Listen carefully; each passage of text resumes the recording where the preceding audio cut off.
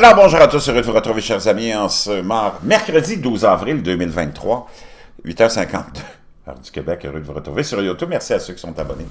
Ceux qui ne sont pas, faites-le maintenant. Merci à ceux qui m'envoient des liens aussi et des messages, c'est très apprécié. On le voit, on est dans un monde, vraiment, un monde de faux prêtres, de faux curés, de gens qui nous donnent des leçons de moralité à tous les coins de rue.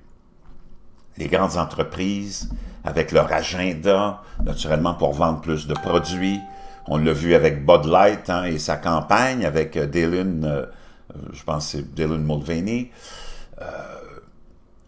un influenceur assez populaire sur TikTok avec les jeunes. D'ailleurs, TikTok est un outil de propagande totalement chinois, du gouvernement communiste chinois, qui est là pour déstabiliser et dégrader et, on pourrait même dire, détruire l'avenir des jeunes Américains, des jeunes occidentaux qui regardent TikTok, une plateforme remplie d'insignifiance, de trucs dangereux, de promotion du suicide, de promotion de toutes sortes de comportements qui ne seraient vraiment pas acceptés en Chine, comprends-tu? Et par l'autorité du Parti communiste chinois, parce qu'on a un double langage, comme ceux de nos grandes entreprises, qui nous donnent des leçons de moralité sur comment on devrait être, se conduire, quelle politique on devrait adopter, quelle idéologie on devrait adopter, si on veut être des bons consommateurs ou des bons citoyens. Et ce monde-là se comporte comme des truands.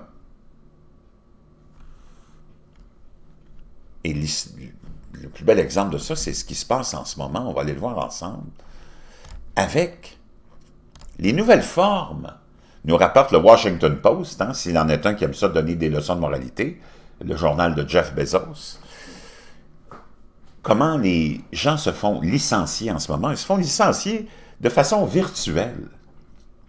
Et c'est très choquant de voir le comportement de ces grandes entreprises qui veulent nous donner des leçons de moralité sur comment nous, on devrait se comporter.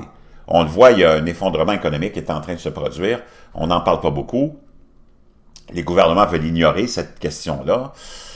Je ne sais pas pour quelle raison maintenant.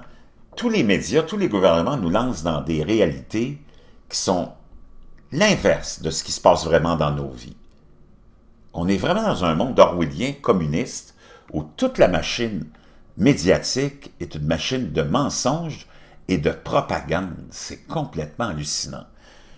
Imaginez-vous, on nous raconte l'histoire suivante. Lorsqu'une employée de l'unité de jeu d'Amazon a tenté de se connecter au travail mardi dernier, elle a découvert que son accès à la plupart des systèmes internes avait été révoqué.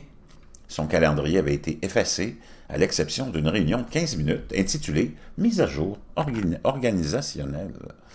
Au cours de cette réunion, un responsable a lu un script d'entreprise alors qu'il expliquait que son poste avait été éliminé.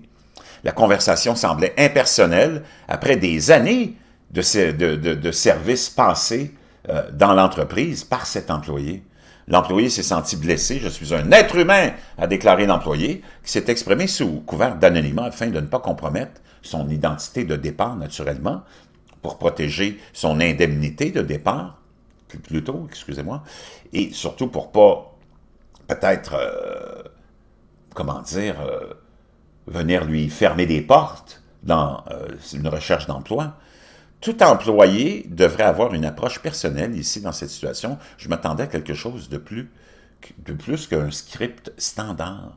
Une porte-parole d'Amazon a déclaré au Washington Post que les employés qui ont été touchés par les suppressions de postes ont conservé l'accès au courriel interne, au chat et à d'autres ressources via l'application Atos. Le fondateur d'Amazon, Jeff Bezos, est propriétaire du Washington Post. Au début de la pandémie, alors que les bureaux étaient fermés à travers le pays et que les travailleurs se connectaient depuis leur domicile, les licenciements à distance étaient une nécessité. Mais certaines entreprises où les travailleurs sont retournés dans leur bureau choisissent toujours d'annoncer la nouvelle virtuellement. La semaine dernière, McDonald's a demandé aux employés de l'entreprise de travailler à domicile pendant qu'elle rendait des décisions de licenciement qui affectaient des centaines de travailleurs. Twitter a fait une démarche similaire en novembre. Plutôt que de fermer ses bureaux lors de l'éclaircissement de ses rangs en janvier, Google a annoncé des licenciements par courriel, une décision que certains travailleurs ont trouvée impitoyable. Le calcul de la réalisation de licenciement virtuel est compliqué, blablabla. Donc, je vous laisserai ça dans la boîte de description, mais ça démontre à quel point ces gens-là n'ont aucune considération quand vient le temps de couper dans les dépenses pour faire plus de profit.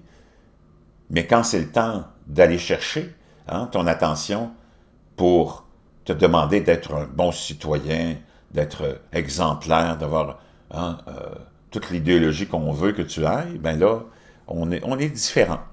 On n'a pas le même comportement. Vraiment, deux poids, deux mesures, poker face, ces gens-là sont sans moralité. Sans moralité. Je vous reviens.